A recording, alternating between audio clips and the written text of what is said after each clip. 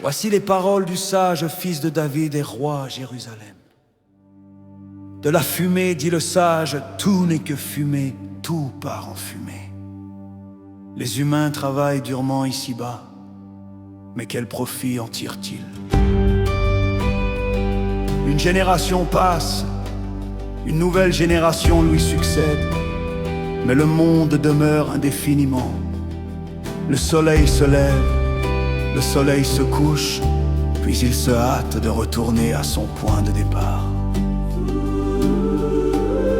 Tous les fleuves se jettent dans la mer, mais la mer n'est jamais remplie sans arrêt. Pourtant, les fleuves se déversent à ce même endroit.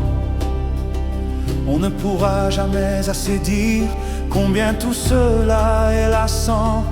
L'œil n'a jamais fini de voir, ni l'oreille d'entendre. Ce qui est arrivé arrivera encore. Ce qui a été fait se fera encore. Rien de nouveau ne se produit ici-bas. S'il y a quelque chose dont nous disons « voilà du neuf », en réalité cela avait déjà existé bien longtemps avant nous. Mais nous oublions ce qui est arrivé à nos ancêtres. Les hommes qui viendront après nous ne laisseront pas non plus de souvenirs à ceux qui leur succéderont.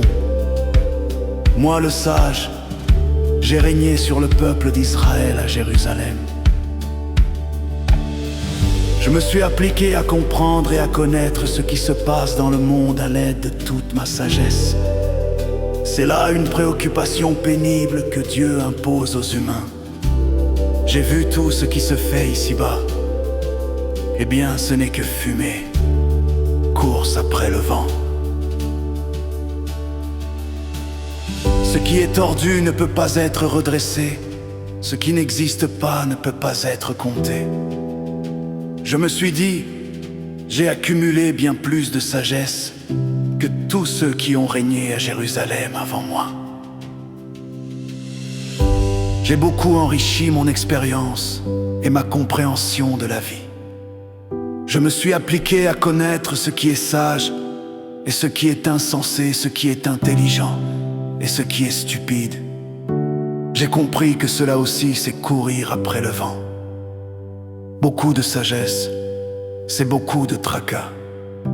Qui augmente son savoir augmente sa douleur.